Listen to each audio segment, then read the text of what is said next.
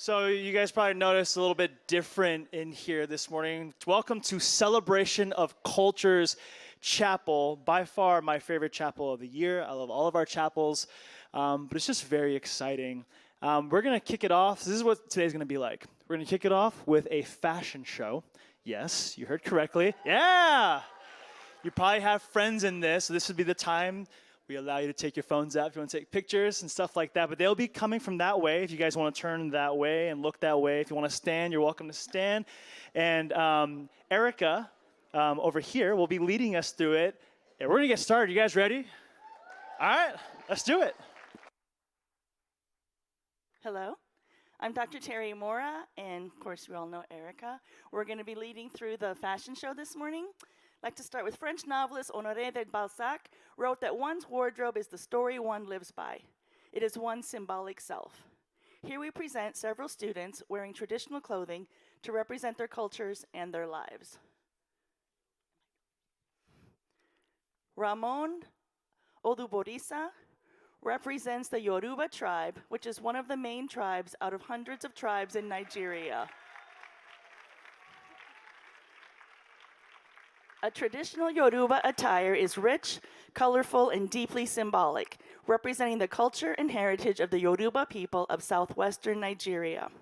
Yoruba tribe attire can come in three parts. First is the fila, which is a cap that most men wear. The choice of cap and which side it's tilted towards can signify the wearer's social status, age, and marital status. Second is the buba, which is a fitted shirt decorated with fine embroidery, usually worn under an agbada. Finally is the shokono, which is a loose-fitting trouser. All of these are made out of asoke, which is a hand-woven fabric made from locally grown cotton or silk yarn. Traditional Yoruba attire is usually worn for special occasions such as weddings, festivals, and important social gatherings, emphasizing the wearer's cultural pride and respect for tradition. Nigeria. Up next, we have Annika Gerdeau is wearing a Lederhosen, and Lena Stockhammer is wearing a Diendl, and I hope I pronounced that right. These clothes are traditionally worn in both Austria and Germany to represent Bavarian culture. They were traditionally made for working class people, but were soon adopted by the upper class and became better known as people began wearing them for special occasions, such as festivals. The most common festival is Oktoberfest. Take a bow, ladies. Lena and Annika.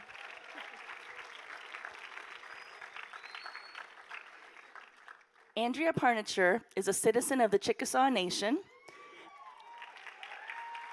and is also associated with Kiowa and Choctaw tribes. The dress she is wearing is a traditional tea dress. This dress is worn by many southwestern tribes such as Kiowas, Comanches, Apaches, etc. This dress is usually made out of cotton and is easy to wear. It was worn as an everyday dress for women to do work. It comes in a variety of colors and is completely customized to the individual. The pouches on the belt were used by women to hold different things such as nails, herbs, tools, or even small weaponry. The drag was used on horses when riding them. Andy of the Chickasaw Nation. Up next, we have Jennifer Lisette Morataya, who is representing El Salvador. She is wearing a traditional campesina dress from El Salvador. This happens to be a volcanera dress. The dress that Lisette is wearing is an example of how the campesina dress has evolved into a more extravagant type of dress. In ancient times, it was made of brightly colored silk and now is made in satin to retain its feature. It consists of a white skirt and blouse of the same color with lace on both pieces. Women usually wear a mantle on their head, different from the dress's colors, with a length that goes down to the heels, which is very similar to the one used in the Arab tradition, which has been a great influence on Salvadorian culture.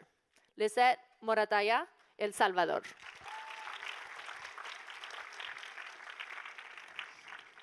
Shaylee de Leon Lopez, representing Guatemala, is wearing a traditional clothing piece of the indigenous women communities of Guatemala.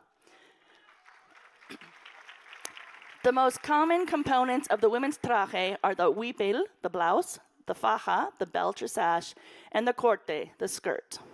Mayan textiles are famous for their vibrant colors and feature various motifs, geometrical shapes, including diamonds, stars, and zigzags, natural motifs like plants, flowers, insects, and animals. Each of the symbols, of which there are many, has their own meaning in Mayan culture. For example, zigzags represent volcanoes and mountains. A diamond shape represents the four corners of the universe. Flowers represent fertility or new life, and the tree of life represents the life of man. Wearing traje típico has long been encouraged by indigenous women, believing that I am showing the world my cultural identity and where I come from. Each individual symbol, intricately woven design, and vibrant color illustrates the rich Maya culture that is still thriving after thousands of years in Guatemala. Thank you, Shaylee. Up next, we have Claudia Stolev, is representing the state of Chiapas, a region in Mexico steeped in ancient Mayan history. The chiapaneca dress comprises of satin blouse with semicircular neckline in the shape of a flounce. It is adorned by a brocade of intricately woven, local floral and olive black background. The embroidery represents the pine rainforest and jungles of Chiapas. The blouse is paired with a long and full skirt, also made out of satin, with ruffles and more brocades of flowers. It is frequently accessorized with silver hoop earrings, necklaces, and braided hair. The garment she is wearing truly represents Chiapas, the southernmost Mexican state and the ancestral home of Mexico's largest Mayan population. The Mayan women have been weavers since time immemorial, and they were embedded in the weaving of profoundly held belief that floral fauna people and spiritual beings must come together for the world to prosper. Let's hear it for Claudia Stutlev.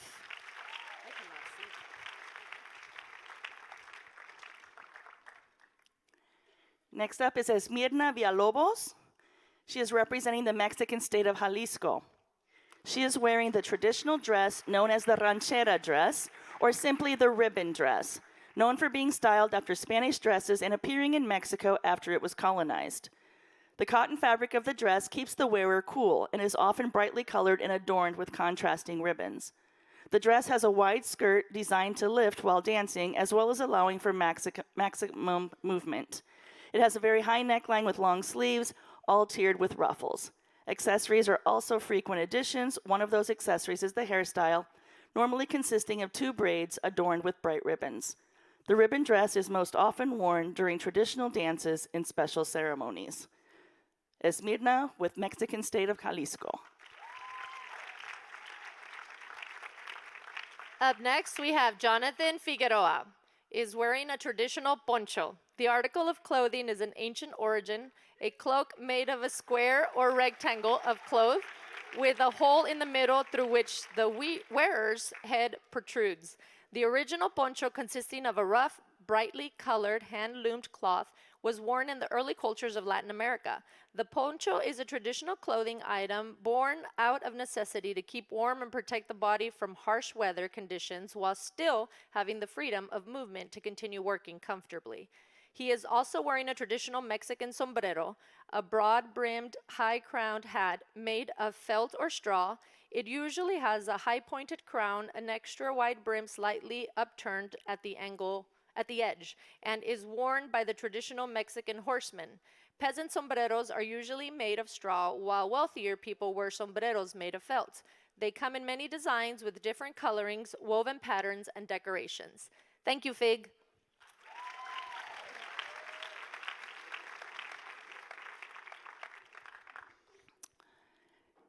Next up is Paola Hernandez. She's wearing a pollera. She is wearing a pollera, the national dress of Panama, worn by Panamanian girls and women. This is the most elaborate and formal type of pollera, often used for major celebrations and events. The Panamanian pollera is made from fine materials like lace and linen and is a descendant of a dress worn by women in Andalusia of southern Spain in the 16th century. It is made up of a full skirt or 2 or 3 ruffles embroidered in floral designs. The traditional dress is often accompanied by a complicated hairstyle using gold combs resembling the ornamental pins once common in Spain.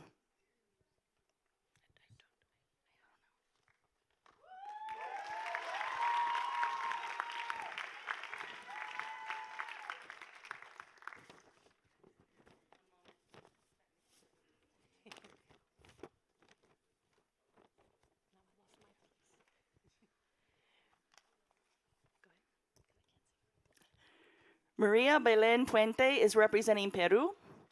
In the Marinera Norteña, a woman wears a long dress embroidered with fine lace and with many pleats to make it look wide when opened. The handkerchief or scarf worn by the woman is embroidered and has special designs when important competitions are held.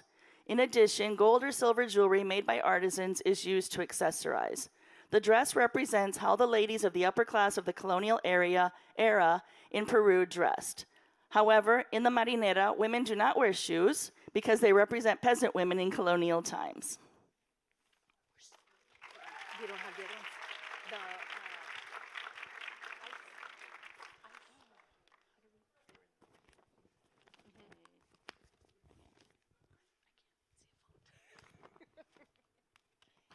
Sorry.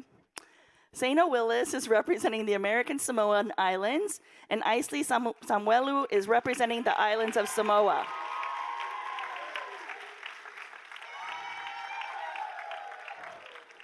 Zaina is wearing a traditional Samoan dress called a puletasi, and Isley is wearing a Samoan dress shirt, ofukigo, and the traditional Samoan garment for men, the I faitaga. And I probably ruined all of that.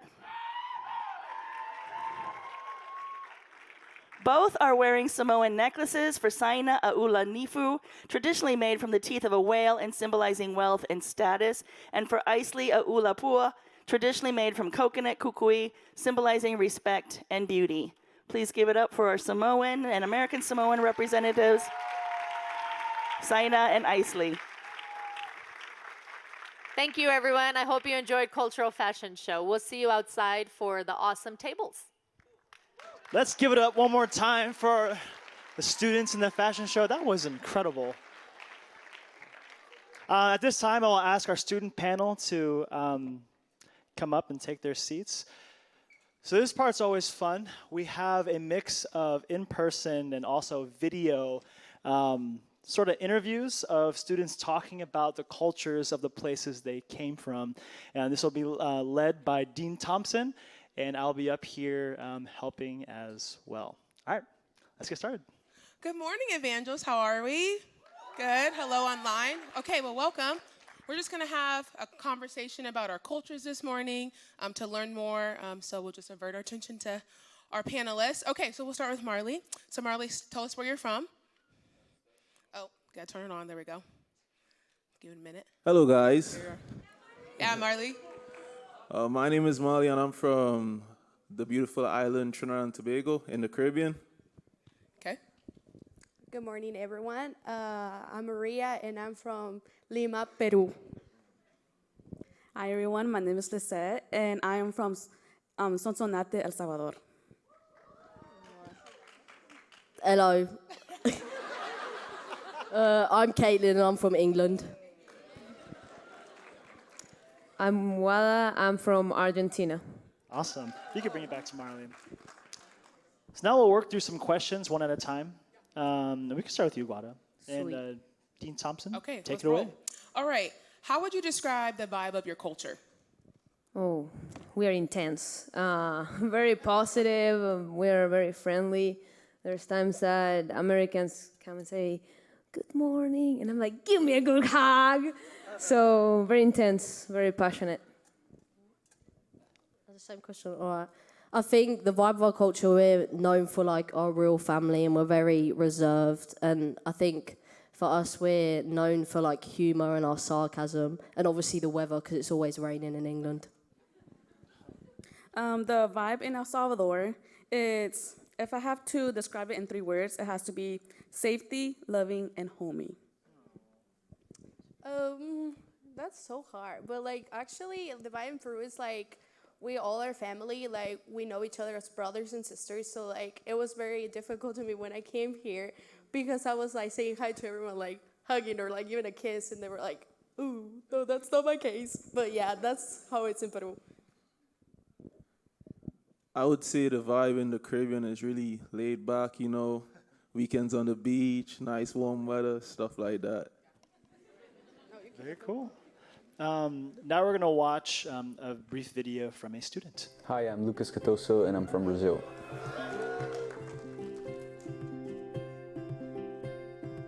Probably about like 14, 15 hours. Yeah, because there are no direct flights from São Paulo to OKC, so I had to get one flight to Atlanta and then one flight to OKC. My favorite Brazilian food is feijoada. Sometimes in the cafeteria they try to do something similar, but it's not quite it, you know. But I appreciate whenever I see that there's something that they're trying to make that comes from my country, you know. But yeah, feijoada. That's like black beans with like some pork meat mixed with it, and then you eat with rice and farofa, which is something that like I've never seen anywhere but in Brazil. There's a soft drink that usually you only find in Brazil that's called guaraná, and it's from a fruit that we have in Brazil called guaraná. It's very good, yeah.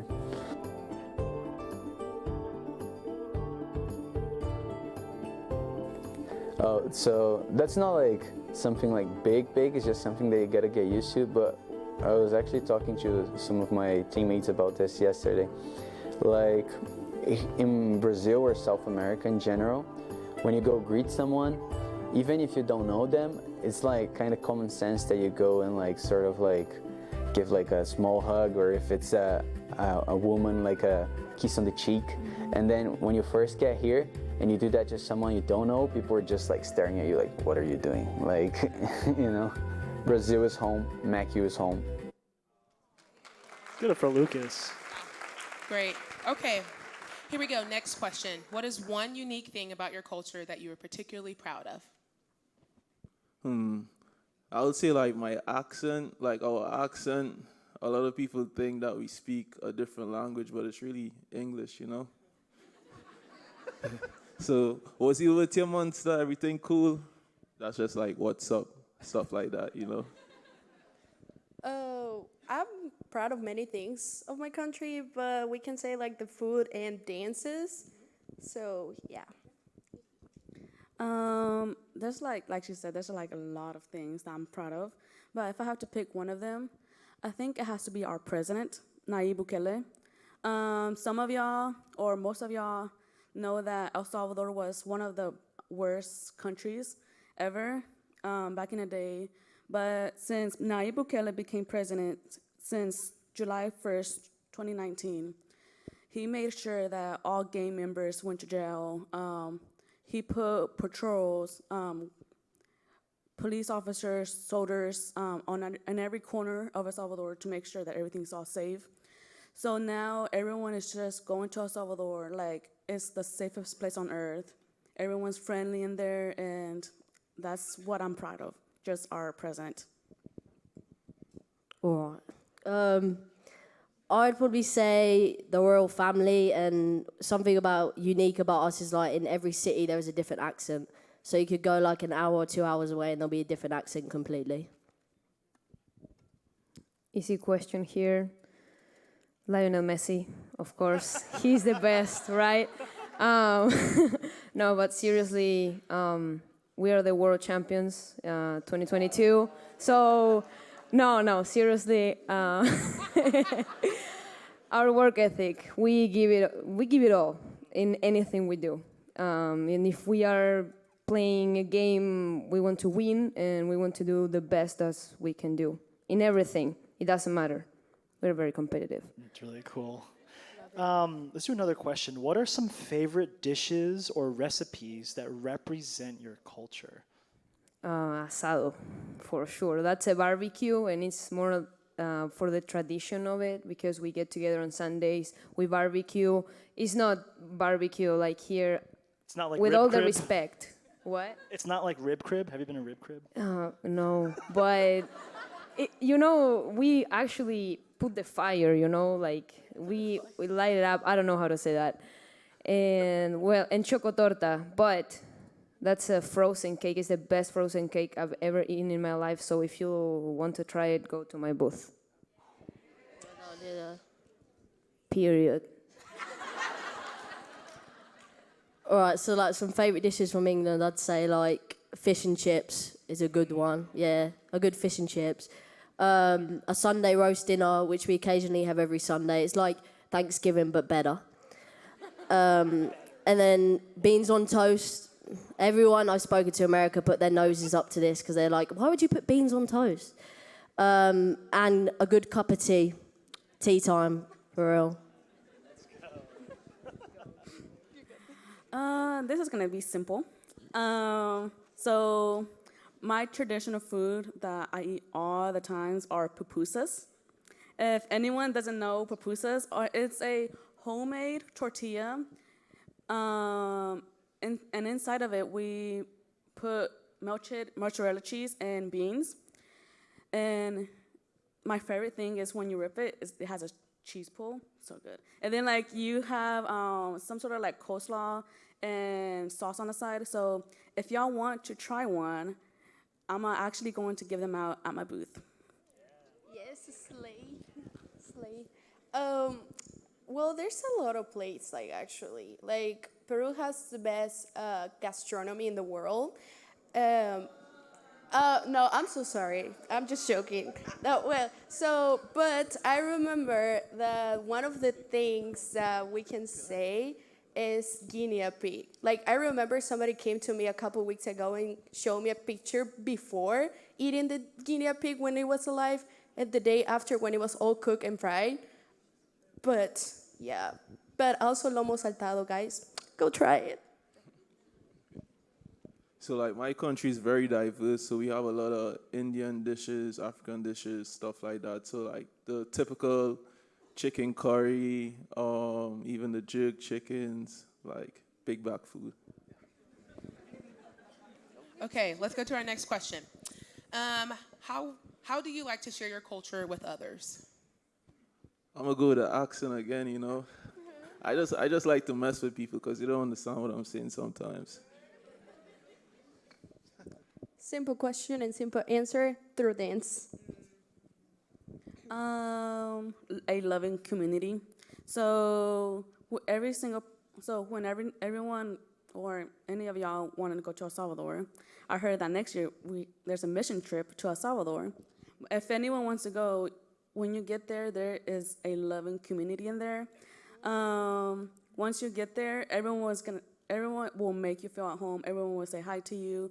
How are you? People will feed you, especially pupusas. And if they ask you if you want more, get more. I'm telling you, get more, because they're just gonna feed you until like you're full. But it's just a loving community. I think with sharing with others, I think it's more the accent and like having a conversation and food. And basically, on our table, we'll have Yorkshire pudding and gravy and chocolate, so come visit. By talking and mate. I brought this so I don't go to class and people is like, what is that? Is it legal? Yes, it is. No worries. I brought it from Argentina and we share it a lot. I actually have two friends from Brazil and friends that they already have term and mate to drink, so it's like an allergy right now. So, and the way you do it, can you hold this? So the way you do it, put me the microphone. So you pour the water and then you drink it. Tastes like tea. And fun fact, then you give it to another person and they drink from the same straw. I know it's disgusting, but it's the way we do it. It's a good sell. We're gonna watch another student video. Hi, I'm Pietro. I am from Italy.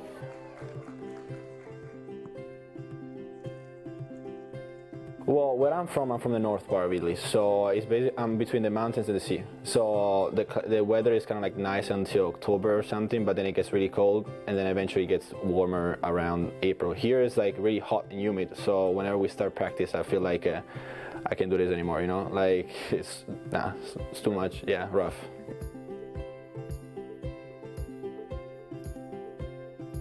You guys know probably there's a lot of stereotypes about Italy, but I mean the gestures are basically like, unique for us. So we talk a lot with our hands more than our voices. You know, we can end a conversation without talking, just with hand gestures. But I think that, yeah.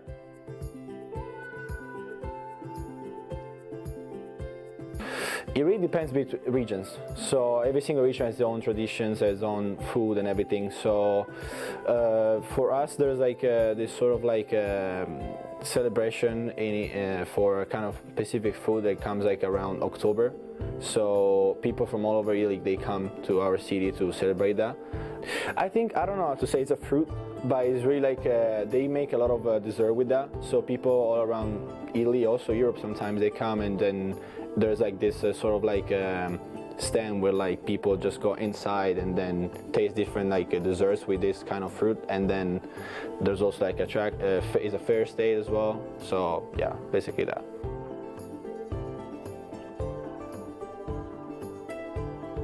So my favorite food is a type of pasta called carbonara, which I always make when I go back home because it's really good. Of course, I cannot beat my grandma one because grandma's food is the best.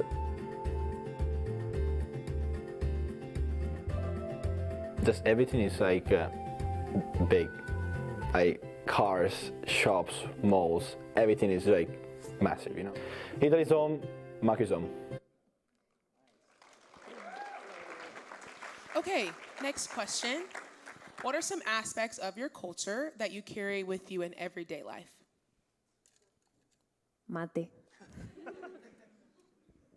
I think drinking tea all the time and walking everywhere, because in England you walk everywhere you go. Like I'd walk to work and it's like 30 minutes, but here it seems like my teammates won't let me walk anywhere. Hospitality. A huge family person. I am big when it comes to family. I'm a huge family girl. I'm always with my family and I always put them first.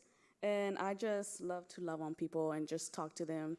So if I give you a hug, please give one back to me, because then I'm gonna cry. Oh, like Peru. Like she said, hospitality is really important in Peru. Like I mentioned before, everyone treats everyone like family. And she said, if I give you a hug, please give me another hug because I'm gonna cry too. Just how I interact with the homies, like let's say we dive up or something like that, put it on my chest, like my heart, stuff like that. Okay, next question. What are some of your favorite activities to do back home? Football at the beach, stuff like that. Pretty simple, to be honest.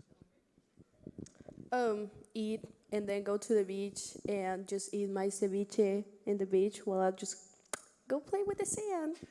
Yeah. Something that I would do back in El Salvador is go to a new colorful slide that they just put. Go to the beach, and might be lame to people, but it's my heart. So I was born in El Salvador, and then at the age of 5 or turning 6, I moved to Arkansas. And so I don't know that much, but my family would like tell me stories of where I was at, like fun stories, sad stories, and I would want to go drive by my hometown, drive by around my hometown, and just hear my parents say, "Oh, this is what you did over here. This is what you did over there."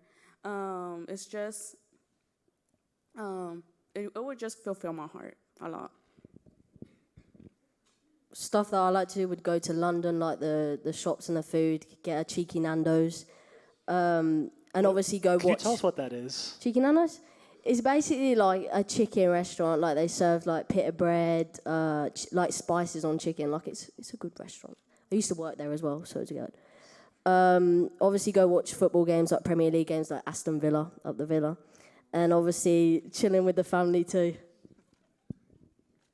And I think in this one, many internationals are with me that just a meal with my mom, with my dad, pays off. It's crazy. We are far from home, and I know many students feel the same way, and it's just one tea. I'm not even asking for food. It's just being with them for a moment, a hug. Mom, if you're watching this, I love you.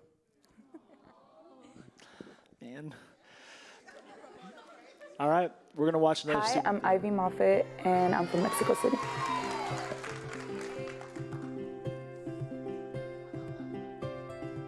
Okay, yeah, we do tamales for Christmas, and then we eat kind of like a cake.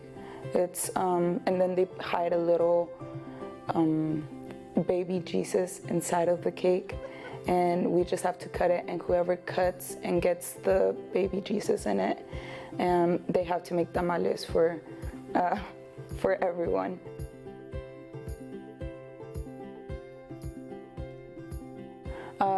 I love agua de Jamaica, which is hibiscus water, I'm pretty sure.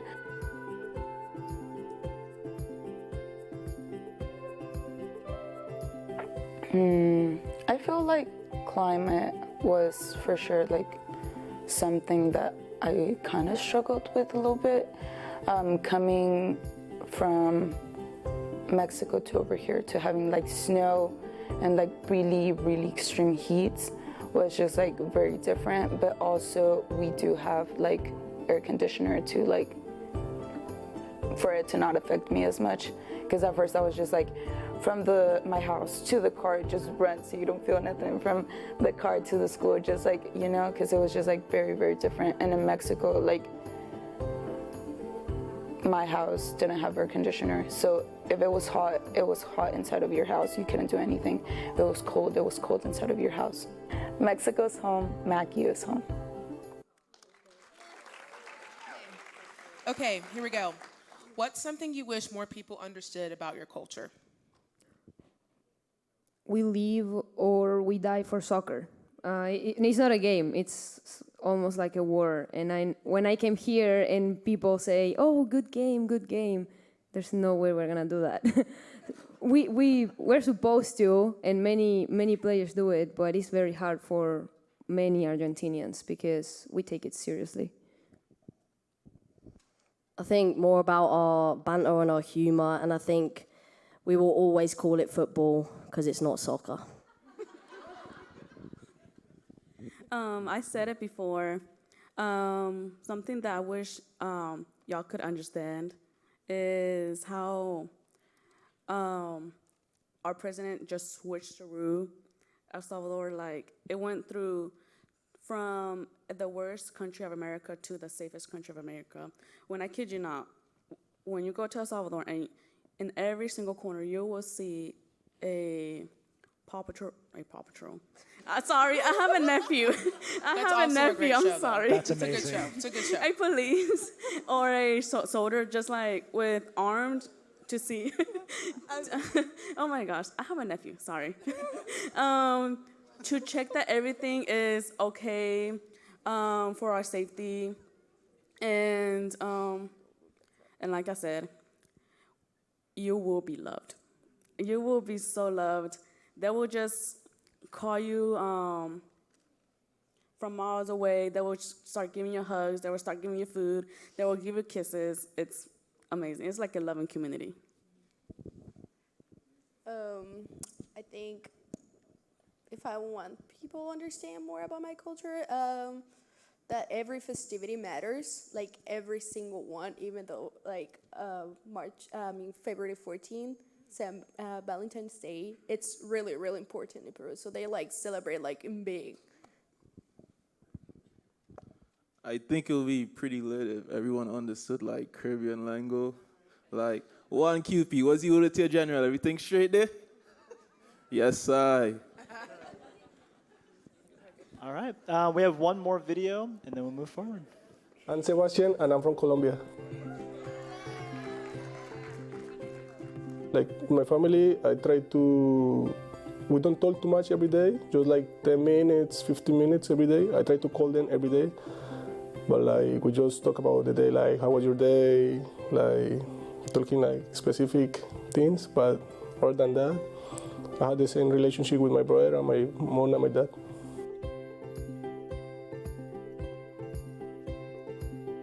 We have a lot. Colombia, I think, is the country with more holidays in the world. We had like 2 holidays or 3 holidays every month. It's called Semana Santa. It's like the Holy Week, I think. It's in March, so it's like a full week. Nobody does not anything, just a family time. It's like a big celebration for Colombian.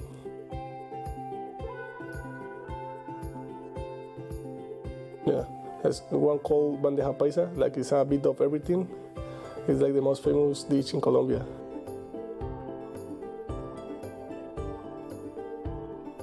Yeah, juice. We drink a lot of juice, like natural mango, watermelon, like natural. You just take the fruit from the tree, cut it, put it in the blender, and then juice. So it's very different.